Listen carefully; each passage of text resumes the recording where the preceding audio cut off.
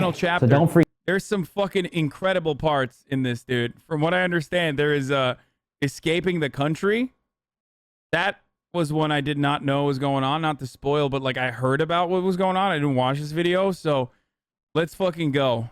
Freak out, but I did spend a lot of time doing this. We're probably gonna have to chat soon. Whoa, boys. Because of legal reasons, all I'm allowed to say right now is this. Do not believe what you're hearing online. A Frazier K reportedly filed a cease and desist against CoffeeZilla. Which is why I'm making this video to inform the boys, Frazier's law firm, that unfortunately, I'm gonna miss the deadline, boys. Now, where it gets very, very interesting is also the accusation surfacing around what seems to be a former FaZe clan manager known as Jordan Galen. There's even more to this, okay? Because Sam Pepper, before any of this happened, was involved in his own pump and dump scandal. And I say, somebody investigate Sam Pepper. On last week's Mom's Basement, you know what that kid did, Sam Pepper? What? He privated his Twitter. Guys, this has gone so beyond social media drama. Plug your podcast more. It's pretty fucking decent. Oh, yeah. By the way, if you like podcasts, like I have a podcast, and it's very good. I have cool ass fucking guests on all the goddamn time. It's called Fear and Malding, and I do it with Will Neff. And I rarely ever plug it, unfortunately. But the latest episode is with Andrew Callahan of, Channel 5, aka formerly the artist who created All Gas No Breaks. I should have the fucking panel, like the Fear and Malding panel underneath in my W instead of this fucking Discord shit. In the W banner, I should change this banner soon. Straight up. Anyway, let's keep Drama on. at this point. Like, there's legal implications for these guys, I'm sure. All of these people making videos think that they know the truth and that they know who's responsible when they just don't. But they just don't. All right, guys, welcome to the final part of our story on Save the Kids. Taking a while, we got here. Save the Kids was a crypto charity coin, as many of you know, that turned out. Yeah, I want Hasan Twitter to fucking do the K-pop thing where you know how they always go like, oh, stream this, stream that. They should do stream Fear and Malding. That's what the Hoscore is not going to do it. So maybe Hasan Twitter will. To be a scam. It was promoted by some of the biggest influencers in the world, and for the past few weeks, Barely Sociable, Mudahar, and myself have been working to uncover the truth of what happened. This will be my final contribution to the story. So far, we've given everyone a lot in terms of evidence, but I think it's time to zoom out a bit. And so in this finale, I'm going to try to make it so that everyone can understand it and see this whole thing for what it was. And I'm going to be trying to create, using the best available information, a narrative on what exactly happened. Who changed the anti-whale code, who started the coin, who's been running these deals. I'll do my best to answer all of those questions, but bear in mind, you have to understand that many of these people with key information aren't talking. They're scared of law enforcement. Some of them might even be on the run, and others are just simply lying to me. But I'm not just here. Some of them might be on the run is so funny. Bro, it's like this is like serious financial crime level shit, dude. Yeah, they're just escaping the country after you fucking did a crypto rug pull. I love that. It's great. To talk about who's guilty, I also want to clear up anyone who got caught up in this. But anyways, without further ado. Yes. Thank God, dude. Thank God. The two dudes that I follow from FaZe Clan. I don't even know why I followed this dude. Was it Tico or something? He just seemed like a nice person. And of course, FaZe Banks. Absolved.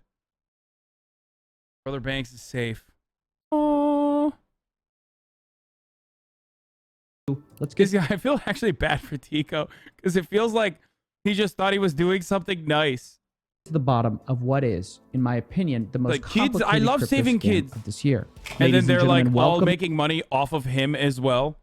To the $10 million studio. I'm your host, CoffeeZilla, the internet detective, and where we last left things, we didn't know who the mastermind was. We had key players. We also had some people who sold some Save the Kids token, but didn't have a pattern of malicious selling.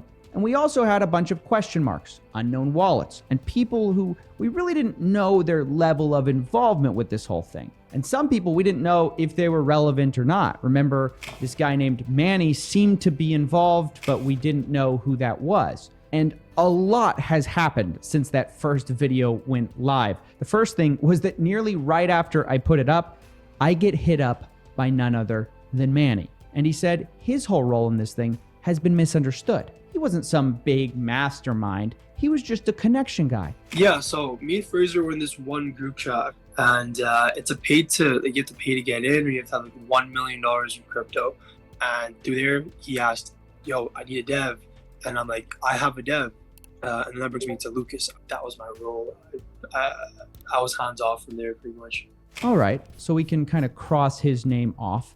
It isn't a lot, but it's a start. There are a lot more names we have to check into. So the next thing we did was hunt for more wallets of people who were involved. And that's when we got pinged by one of the founders of Moonportal. Remember, this was one of the scams that was promoted by a lot of these so-called influencers. And this developer told us that influencers ruined his project. And because of that, he decided to give us the wallets of several famous influencers who were involved in his presale. Among them, Rice Gum. So this is it, the alleged wallet. It looks like on June 6th, he got some money from the presale, and 30 minutes later, he starts selling it off. Then he waits a couple hours and sells off the rest. So after a few hours, Rice Gum has 7 kids to his name, which, based on the fact this guy... Wait. They actually call... Oh, no, they fucking called the token. I totally missed that part. How did I miss that part? How did I miss that part where the tokens were called kids? Oh my god, that makes it so much funnier, dude. That's great. Oh, Jesus Christ. As an ambassador of the project is a pretty scumbag thing to do. However, looking through his other token history, this guy isn't a crypto mastermind. If I can be honest, Rice Scum is, from what I can see, not smart. Even though he abandoned Save the Kids seemingly at his earliest convenience, I'd put him more in a similar category as Jarvis or Nikan, who we talked about last time as selling off some of their Save the Kids token, but not having a pattern of malicious selling. I think that's really important as we go through this. And pretty soon after we got this lucky break finding Rice Gum, we got another lead when we heard that one of the influencers involved, Tico, wanted to volunteer his wallet, saying he had nothing to hide. We, of course, took him up on that, and here it is, Tico's wallet. Now, let me tell you up front, Tico is probably the only person in this whole story I feel bad for, because we have him on blockchain record putting in roughly $40,000 worth of crypto into Save the Kids token, and then just not selling at all. As you can see, Dude, that's so fucked. Like, if I was him, I'd be so pissed. Because, like, at that point, it's like, your homies, like, your teammates are fucking you over. You know what I mean? They're not just like... By the way, I got a good nose, dude. You have to admit, okay? You got the leader of Hasan tweeting, neither extreme fear and malding for clear skin. Okay, I'll retweet it. LMAO, I totally think he just forgot. No, I think he's like a nice guy, dude. Bought some here. He even bought more from PancakeSwap and just held on to it as it tanked to basically zero. Which means that in all of this, Tico seems to be the only one who actually wanted to help save any kids. Now, as we were hunting for these other wallets, we found something that we didn't expect. See, our plan was to trace back the scams as we had in the past and talk to some of the developers. And among them, we kept hearing a name pop up, Jordan Galen. And I want to say, I didn't mention him in the first video because I had never heard of him before. I didn't even know he was involved in Save the Kids. But the more we explored projects beyond just Save the Kids, his name kept popping up as someone who is organizing these deals. Here, for instance, is a text from Jordan Galen to the Moonportal team. Hey, Hazim, I was telling Gabe that officially confirmed is Fraser, Jarvis, Rice Gum. I'm sorry, but Hazim literally sounds like what you guys would call me. Yeah, see, you're doing it already. Okay, Puggo Hazim. Oh, God. Our brains are fucking broken, dude. There's like 30,000 kids in here with broken brains. I feel responsible for that sometimes. Kind of like feeling responsible for running the top of the hour ad break given up hope we are never getting back at 2:53. You know what I mean? What is happening? I feel like the hours are passing so fast. Time flies when you're having fun, I guess. But goddamn, dude, Hazim is running another ad break, dude. Yeah. But Hazim will tell you, you can avoid those ads, you know? You don't have to buy crypto, but you can avoid those ads by subscribing, either with a $5 subscription or with a free one with the Twitch Prime, because Twitch Prime is free. Or you can fucking use an ad block or a VPN. Here's the ad break now. On official confirmation from Aiden and Banks, and we'll circle back shortly. Now, this Hazim he addresses, I actually spoke to. He filled me in on how all this worked. Apparently, Jordan was the go-to guy on these guys' behalf. Now, to be clear, you guys got a lot of these influencers by talking through Jordan, right? Everyone, or most of them other than Pomp and Rage. Seems like a lot of influence. Who is this Jordan guy? Well, according to his LinkedIn, he is the senior talent manager at Faze Clan. And he admits he was brokering crypto deals for talent such as K, Jarvis, and Raz. When I asked him about it, he said, quote, "This began with me answering emails that were sent into Fraser's inbox. After a few of the deals, I got in contact with a party who then brought in a bulk of the deals to me, and that's it." And you might be asking, what did Jordan get out of all this? Well, commission. According to him, and we were talking about Fraser's deals specifically here, quote, "After Fraser was sent the money, he sent me between 10 to 20% of what he got. There was never formal conversations about commission since Fraser just always took care of me on every deal we did." So it seems like Jordan Galen's the guy going out there, getting the deals, negotiating the terms. And this is later sort of confirmed when we found such a deal in negotiation. It actually fell through, so it never happened. But it gives you an idea of the numbers we could be talking about here. K was supposed to promote something called Ape Haven Token. And at the time, they were negotiating to be paid over $500,000, of which $150,000. Oh my God, dude. Okay, this makes... Okay, to be fair, like, now when I see these numbers, it, like, makes a little bit more sense. Like, if you're doing it for, like, 40 grand, like, what the fuck are you doing? But I guess they're doing it for, like, $500,000, then it makes a little bit more sense to, like, scam. It's still scummy as fuck, but I also didn't even understand why you would do it, but there's at least like a financial incentive in this situation. Would have been part of a giveaway to promote the coin. It's still horrible, by the way. You are still a horrible person. Do not misunderstand what I'm saying. Put Jordan's commission at around $40,000 to $80,000, with K's cut being $350,000, which isn't bad for a few tweets and a little promotion. And we actually obtained footage of this negotiation taking place. We're super excited to get started. Fraser's ready to kind of start formulating and drafting his tweets for tonight. Now, this negotiation goes on for a while of when these tweets are going out. We found his number. What, you think I would fucking scam you guys for $500,000? Are you fucking stupid?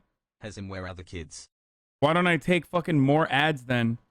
The point I'm trying to make is that in the past, it literally didn't even make financial sense, because 40 grand for someone like Faze K is one like Raid Shadow Legends or maybe two Raid Shadow Legends sponsorships. You know what I mean? Like, you don't have to fuck your audience and your community and like literally squeeze them for every little fucking dime they have in order to make that kind of money. These nuts on your chin.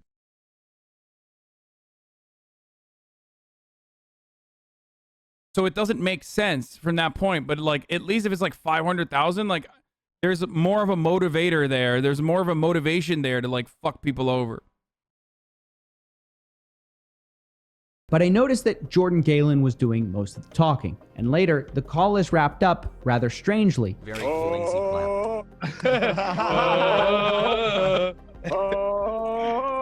Yes, sir. Yeah, we're down to go now, man. Hey, we go to the moon tonight, and then we start going over to Mars, and we get all the way to Pluto. Let's do it. Fantastic. Yes, sir, mate. I'll see you there. Right. Now, unfortunately, since this deal did not work out, we don't know if they made it to Pluto or not. But we know how these deals were getting to K and others. Jordan was hunting them down, but not just for Faze members, for others like Rice Gum as well. This brings up kind of an important question. If a talent manager for Faze Clan was involved... Dude, my favorite thing is like bros who watch popular movies and end it too short, so they don't end up actually learning the lesson from said popular work of art.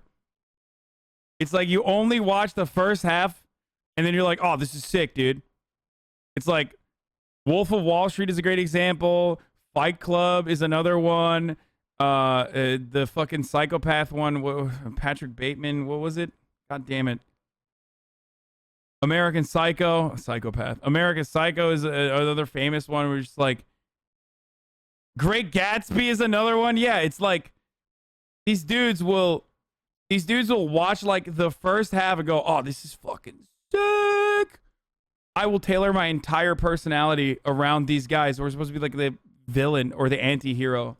Revolve. Did Faze as an organization know about this? I've spoken extensively to everyone I could about this, starting with Faze Banks. He immediately denied any knowledge, and after hearing what Jordan Galen had done, Faze Clan promptly fired him. I asked Jordan Galen if any of these deals had crossed Faze Clan's desks, and he responded, quote, "No, I didn't bring in the deals through the paths I usually did, and was working with talent directly. There were no agreements, so there was nothing ever to send Faze legal to review, nor did Faze get any financial cut on these deals."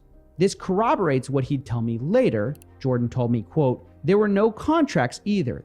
Now, given all of this, I'm comfortable saying Faze, as an organization, didn't know what was going on with these crypto deals, because it just kind of doesn't make sense. If Faze knew, they'd want a piece of the pie. And the other part of this is that if they knew, they probably would have vetoed it, because why risk an $100 million plus brand for a 40 grand payout over here or there? You know, it doesn't make sense. But if you're a talent manager who's looking to get paid a little bit on the side, I don't know. I think that just makes a little bit more sense that way. And this doesn't mean that I endorse Faze or I'm phasing up or whatever.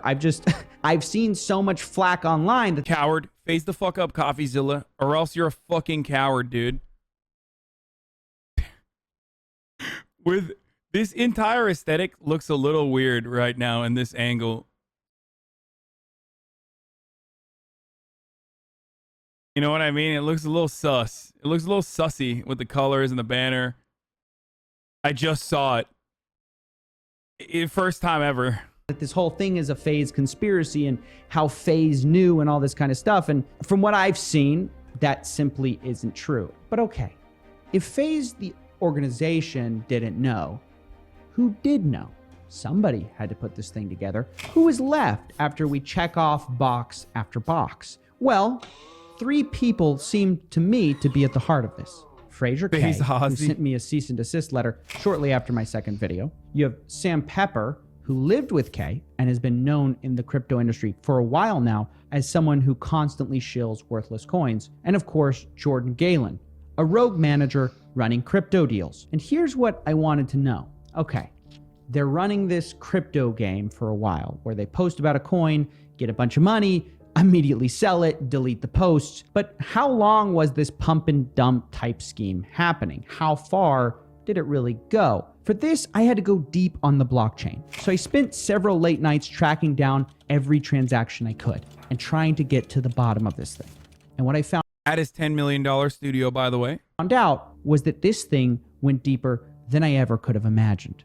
Okay, so don't freak out, but I did spend a lot of time doing this. I know how insane it looks. It looks like I'm about to bring up Carol from HR, okay? But I'm not. This is genuinely the best way to visualize what we've found here. We mapped out the blockchain. That's what they always say, dude. What are you doing? He's pulling out the Glenn Beck, dude. Or the Pepe Sylvia. Oh, no. Crypto transactions between 3 people we know about. K, we have Jordan Galen, and we have Sam Pepper. And we mapped these out in order to find out where their connections are. So let me tell you, he did it on purpose to look like the meme I know. In pink are the altcoins. In purple are the main wallets. So here we have Fraser's main wallet. Right here we have Jordan Galen's main wallet. And up here, Sam Pepper's main wallet. And I also threw in Jarvis over here in order to show you guys the difference between a normal wallet and the rest of these guys. So over here, it's just one wallet, and it's connected to 3 things: Save the Kids, Doge Elon, and Jordan Galen. Comparatively, look at someone like K. He's tied to nearly everything. Different wallets, different crypto coins. He's moving money between different accounts. Like, for instance, this whale wallet for K. And what we've done is color-coded each wallet we believe these guys control. K, for instance, we colored in light brown. The wallets we believe Jordan controls in light blue, and the wallets that Sam Pepper controls in green, all in order to give you a better understanding of their operations. And the reason we went through all this trouble is because if I sat here and walked you through each and every transaction, you'd get lost, because it wasn't always their main wallets doing the sketchy business. Here's a small example. See, OXE40 here, Frazier funded it on May 7th by sending 5.1 BNB from his main wallet. That wallet then bought Pluto, which Frazier promoted. And then this wallet sent that Pluto back to two different wallets. One of them is Frazier's main wallet, and another one is a wallet he's linked to, OX881. Both of these wallets then immediately dumped that Pluto. But if I explain that to you with just wallet numbers and just in transactions, it's easy to get confused. But with this map, we can see how they're linked. And ultimately, it isn't about one. Bro, this shit looks like a CNN broadcast for. It looks like a CNN broadcast on election night. You know what I mean? It's not that hard to fucking follow through so far. There's one main wallet that he doesn't know who it's linked back to. That's like basically the main wallet that is operating. That's like moving money around to every other individual who's like a part of this deal. Okay, they're being paid in crypto, and they're also shilling the same crypto, and inevitably they sell that crypto. Transaction or another, that's not the point. The point is that these people aren't amateurs. So if they try to... Kind of funny because like I literally said this about Mudahar's video where I was like, dude, this is impossible to keep up with just the names. Still kind of hard to keep up with, but... Come out and tell you that they thought this was just like any other brand deal, or they didn't know what they were doing, or they're new to crypto. It's just not true. This scheme is incredibly complicated. Kay and Sam Pepper both have wallets the way a janitor has keys, and I believe they use them to hide the full scope of what they were doing. And the question is, of course, why?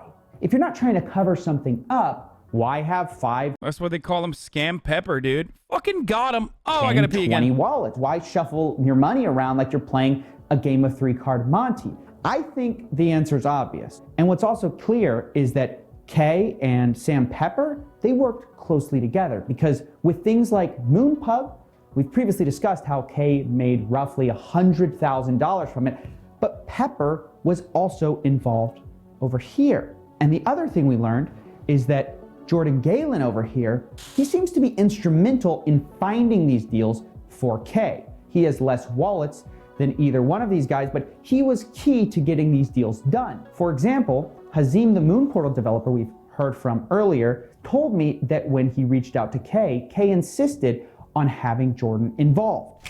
He was actually the first one I reached out to, and he said that we had to have a conversation with Jordan present, so we hopped on a group call together. Okay.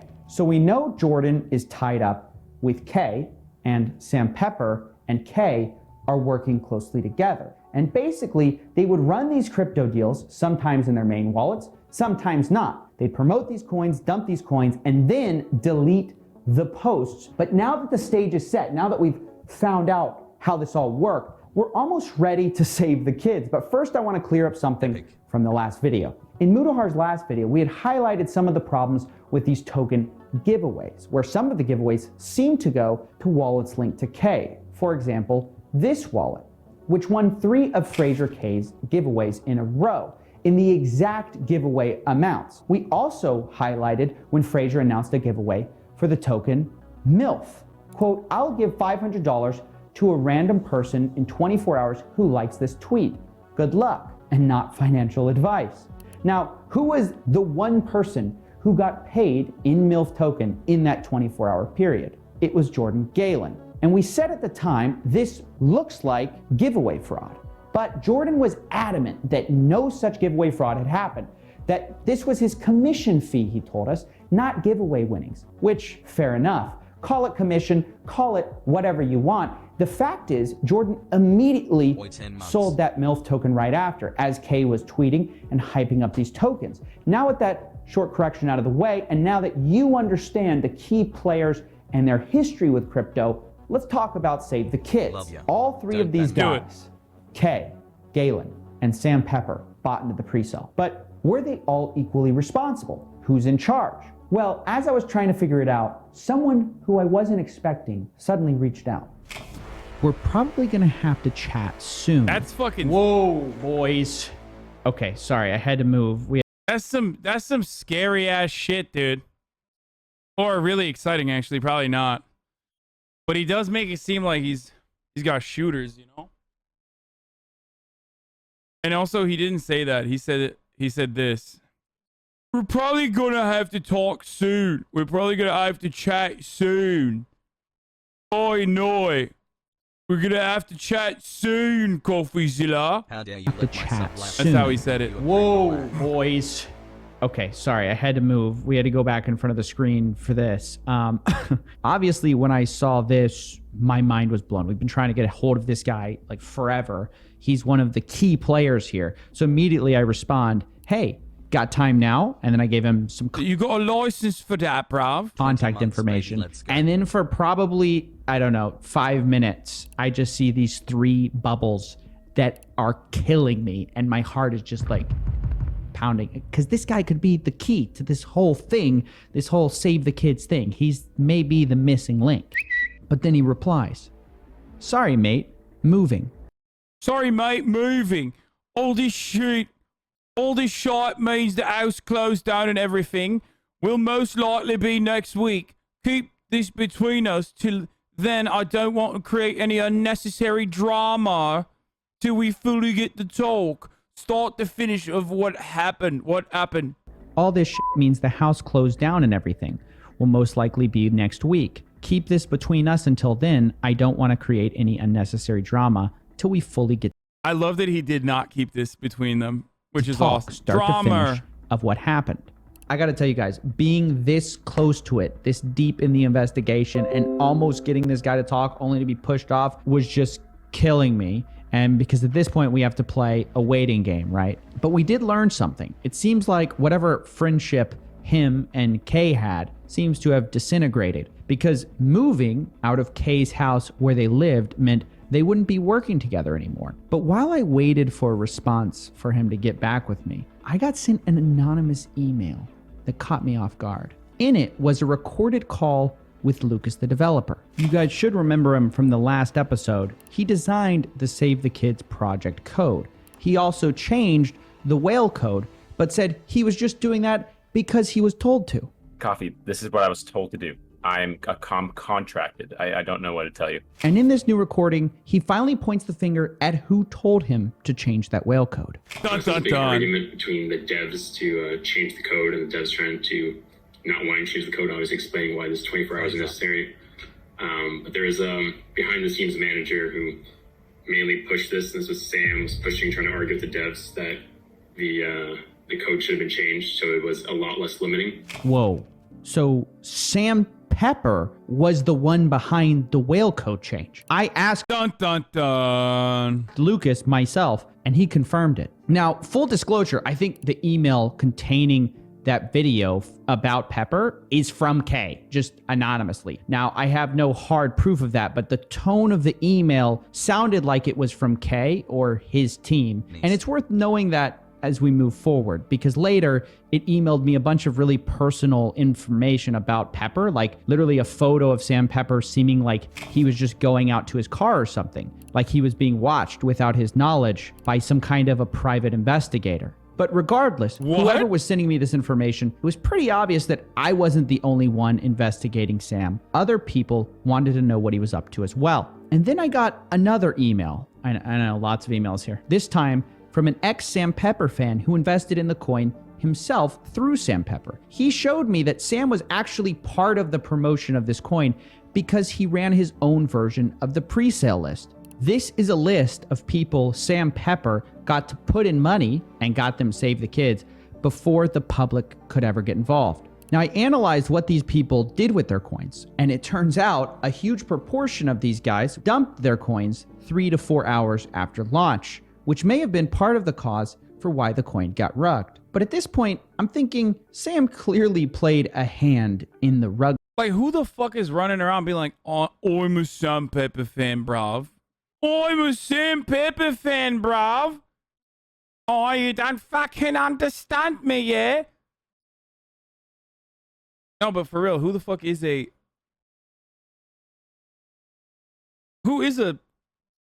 Sam Pepper fan? Pool in this whole thing turning out to be a scam. But right as I was thinking that he was responsible for everything, suddenly we get a response from Sam. Do you not know how big he was or something? I mean, dude, people are fucking big and then they fall out of grace and then they become irrelevant. And it's actually quite surprising that he's got fans still, like the people that listen to him and shit.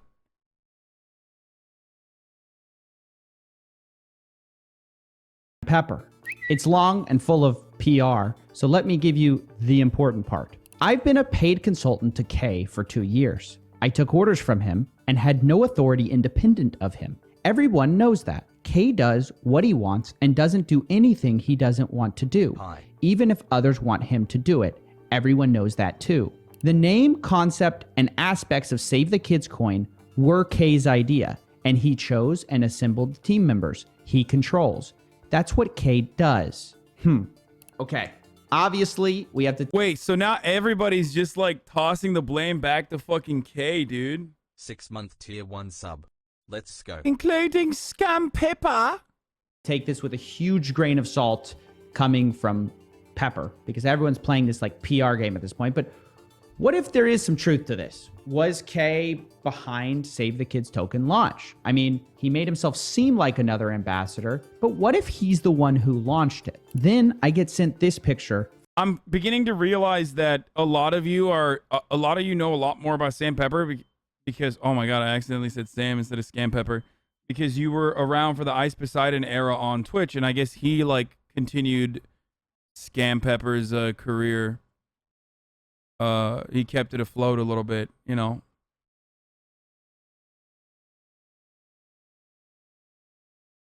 From Sam Pepper to confirm what he's saying. It's a message from Kay on May 21st. Founder of CoinMarketCap heard I'm starting this and reached out to call me later.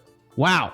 Now pay attention to these like dates. He was I remember him because I remember covering like something where he did like a kidnapping prank. Like he just literally fucking kidnapped his friend for a prank. And I think he would do like a lot of sexual assault pranks. And then I guess like some of those sexual assault pranks weren't really pranks. Like he actually sexually assaulted people. So I remember all that stuff.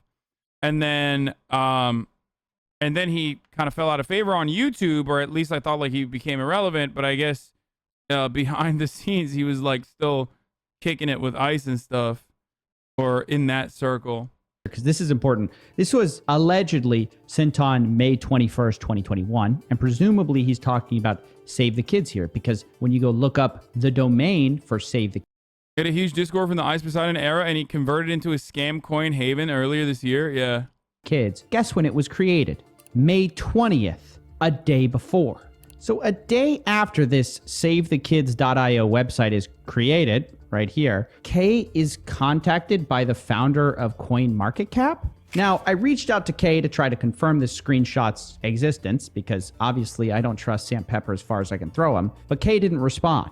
But even without all this, right, everything does seem to point at Kay starting this coin. We know that he's the one who brought on Lucas the developer. We know he used Manny's connections. We also know he brought on Sam Pepper to mod this thing up. And you know what else? This giant pre-sale wallet that everyone's been sending money to, this one right here, it looks like Kay might control that too. It was active after the pre-sale money was sent, and even sent $20,000 to an address linked to Kay. All of this evidence points to Kay at least being the creator of this coin, but it doesn't take away from the fact that it seems to be Pepper who doomed the coin by changing the whale code. And of course, where does our good buddy Jordan Galen fit into all this? We know that he's been facilitating a lot of these deals, but on Save the Kids, his role does seem to be a little bit more low-key. He seems less involved. He initially insisted that he had nothing to do with the coin. Quote, "I want to be abundantly clear. I had nothing to do with the development, organization of talent, marketing, or anything to do with Save the Kids coin."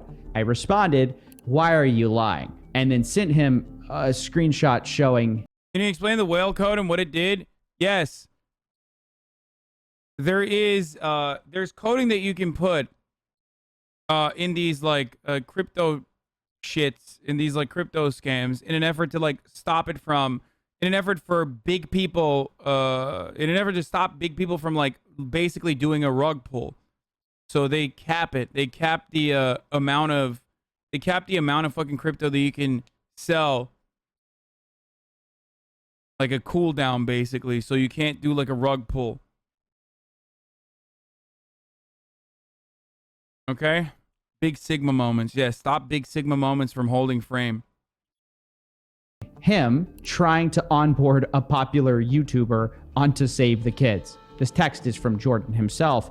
Quote, "Hey, great to be connected. One of the talents I represent, Faze K, is one of the lead ambassadors for a new crypto token launch, Save the Kids. We would love to get this person involved." Now, I'm not showing their name because they declined the deal and I don't want to just drag them into drama for no reason. But the point is, he clearly was working on some of the organization of talent. Now, when I showed him this, Jordan backpedaled. He said, "If I tried to have anyone be part of the project, it would be because either Sam or Fraser requested I reach out to a talent to see if they were interested. But I am being very genuine when I say..." Dude, I love this because like now everyone is just like, oh, it wasn't me, it was him. Oh no, just kidding, it was actually him. Everyone is like, except for Faze K, pretty much every other person is like trying to point to the fall guy, except for Faze K, who's like, everyone is lying. That's what he's saying. But like,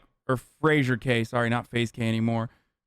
So that's what's going on at the moment. And it just unironically feel like everyone was just kind of, dude, I'm not going to tell you what my gym schedule is, dude. Chill the fuck out, you psycho, dude. Take a day off, okay? Take a day off. Say to you that I did not have any involvement and I'm not lying to your face. People literally just like on Twitch chat, people literally just like don't treat this as like a normal room where you would, you know, interact with one another and also with the content creator. It's just like, no, this is like my fucking, this is literally like my opportunity to Google something for, about you. Okay? Interesting. Jordan would later tell me that this is the only person that he approached with this deal. So make of that what you will. Going back to the wallet map, I think a picture is starting to emerge here, given our available facts, a story of what happened. So here is, in my opinion, what happened with Save the Kids token, given all this new evidence. I think all three of these guys were doing this crypto thing for a while, where early dumps meant big profits. Jordan is the deal guy. We've got Sam Pepper and we've got Fraser K being more of the crypto people. And then one day along comes K and he decides, you know what? I want to start my own charity coin. So he gets a bunch of big influencer friends on board using him and his manager Jordan Galen's connections. Then at some point, Sam Pepper is brought in on the team, maybe to mod this thing up, which seems to have been a critical mistake. Maybe Kay thought that because Sam Pepper and him lived together, his friend would act different for his project and not rug the coin. I don't know. But then Sam Pepper starts selling off a bunch of Save the Kids token to his own gang of people. And he receives in exchange a small fee of 1 BNB from many of these wallets, which he immediately then sends to his main wallet.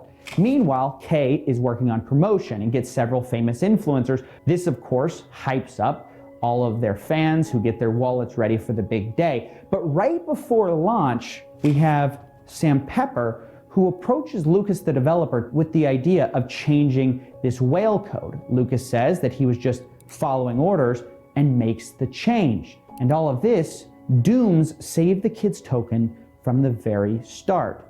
Then comes the day of launch. This project is supposed to be unruggable, but immediately the project gets rugged as sellers take advantage of Sam Pepper's code change, and then the price collapses. Sam Pepper's group seems to be one of the first to fully jump ship. 4 hours in, they were completely out. Kay isn't any better. He started selling 40 minutes after launch and continues selling until 24 hours later, he's out too. Out of what looks like to be his project that he started in the first place. Jordan Galen also abandoned the project early. He sold off within about 6 hours. Kay's influencer friends who shot this embarrassing promo, well, they also sold some or all of their tokens really quick, all except for Tico, of course, who didn't sell any. But with all of this sell pressure, the result is obvious. The project collapses. All the while, the fans of these guys are dumping money into a project that never had a chance. Except wait, that isn't the full story. There's a bit more. And I'm sorry for adding this in. It's 6 a.m. on video launch day, and I'm still getting new information on the fallout of the story. So I'm just gonna have to shove this in somewhere real quick because I've just found out that Sam Pepper fled to the US to go back to the UK. Here's the evidence. First, I found a new photo of Sam Pepper in the UK. You gotta appreciate the shirt he's wearing that says paranoid. Nice, Sam. Now, of course, you might say just because he's in the UK doesn't mean he's fleeing the country. It could be coincidental travel, and that's true. But here's another piece of information you should consider. Sam Pepper had a white Tesla Model 3 lease, a fact that was told to me by the person that I believe was working for K and was basically stalking Sam Pepper. Remember, they're the ones who emailed me a really weird photo of Sam. Now, they had told me that Sam sold his Tesla to a CarMax location in Escondido, California, right here. Now, the problem is, of course, I don't trust K, and they didn't give me much to go on, just a license plate number, which I confirmed was Sam Pepper's, but after days of searching, I couldn't confirm or find at CarMax. Not only that, when I approached Pepper, he denied it. I told him, I'm hearing from anonymous sources that you've sold basically everything, including your car. Is that true? He says, what? Lol. The conspiracies are getting out of control. I said, you didn't sell your Tesla to CarMax? He responds, I am completely lost to what you're on about. But eventually, the truth, of course, came out. I had an acquaintance in the car industry call these CarMax locations and get confirmation that Sam Pepper did have a lease on that white Tesla Model 3 and that he did sell it because we found his car at the Murrieta CarMax location, which is a 33-mile drive north of where we first heard he sold it. Here's our call confirming that. Yes, sir. And it's actually in Murrieta. So Murrieta, California would have it. And here it is on their website. We found this with the stock number we were given. It's the same VIN as Sam Pepper's car, meaning he really did break his lease about a year early. It's not yet available yet because of how recently it was sold. So why sell your car? Why leave the country? And why lie about it? Well, obviously, I have my theories. But playing devil's advocate, you might say, maybe this is just all coincidence, right? You know, that Sam happened to travel to UK right after Save the Kids. He was deleting posts right after Save the Kids and privated his Twitter account right after Save the Kids and ended his car lease early right after Save the Kids and then lied about that fact. Maybe it's just all coincidence. But in my opinion, it looks like Sam Pepper is fleeing the United States to escape legal accountability for what happened. But I asked him about this, and he, of course, denies this categorically. He said, you're very dramatic. I've been waiting for COVID to be in a place where I can travel. UK just released its mask mandate, and I haven't seen my family in years, several years. I private my Twitter as I'm not tweeting about crypto right now. And as there's clearly drama with influencers talking about coins, etc., I have hundreds of thousands of people who can still see it. And if you're saying that I deleted tweets, then you can see that too. Not much hiding or running going on there. I get that the storyline would further your story and make more of an interesting angle, but it factually isn't the truth. Now, worth noting, he did not address the lie about selling his Tesla or the fact he sold it at all. But I'm going to just have to let you guys decide what the truth is. Did Sam flee the UK?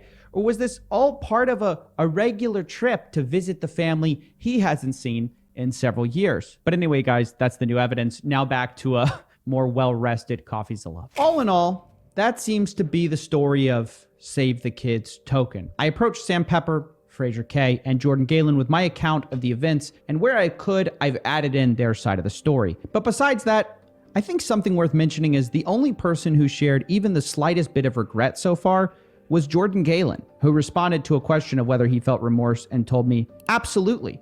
At the time, I was doing what I felt would make Fraser and the talent happy.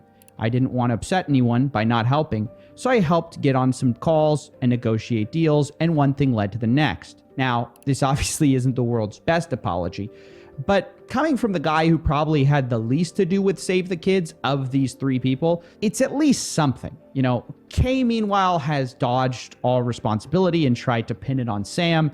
Sam, in turn, has tried to pin it all on Kay, saying he's the mastermind. The reality is, without the other one, this would have never happened. Without Kay creating and... Bro, they literally fucking... Didn't they live together? Like, aside from all of that, aside from, like, them finger pointing, and I don't even care about the fucking manager. I think the manager was definitely guilty here as well. But aside from all that, like, they literally live together. Like, they did it together. They're all in on it. Like, did you hear all that? Yes, of course I did, dude. I'm fucking watching. I'm always watching. 14 months, Pog. After all, why else would you sell your white Tesla, dude? I mean, I do think that he's, like, definitely escaping a little bit. I don't know, like, what kind of actual legal scrutiny he might be under. Charity fraud. But ultimately it's done through cryptocurrency, so I don't know. Like, I feel like the SEC does not... The time of the white man is over. Remember, you pleb. Okay. And hyping up this worthless coin, this could have never happened. And without Sam changing the whale code last minute, this also could have never happened. And the irony to me is that before this falling out, these guys were clearly working together in crypto, involved in the same coin. So don't let them fool you as they try to, you know, point the finger at the other one. There's plenty of blame to go around for both of them. So there you go.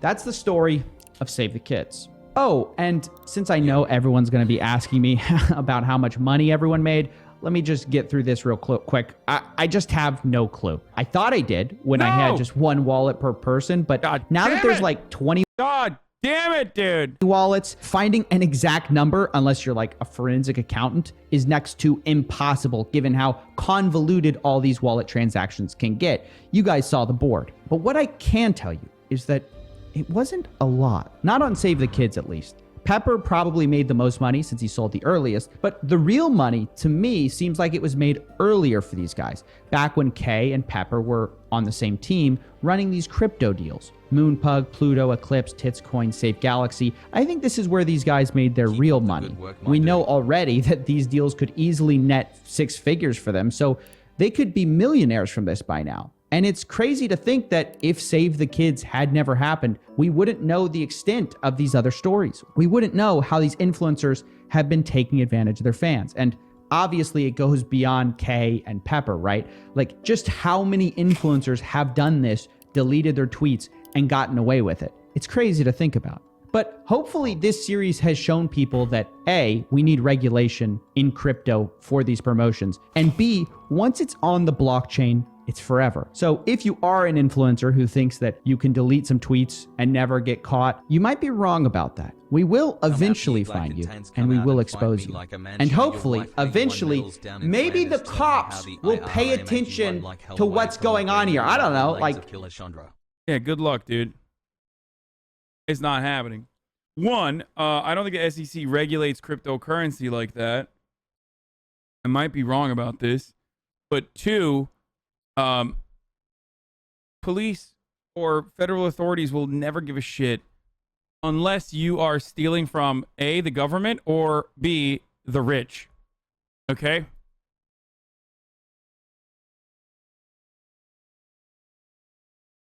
SEC doesn't regulate, period. Okay, investigate.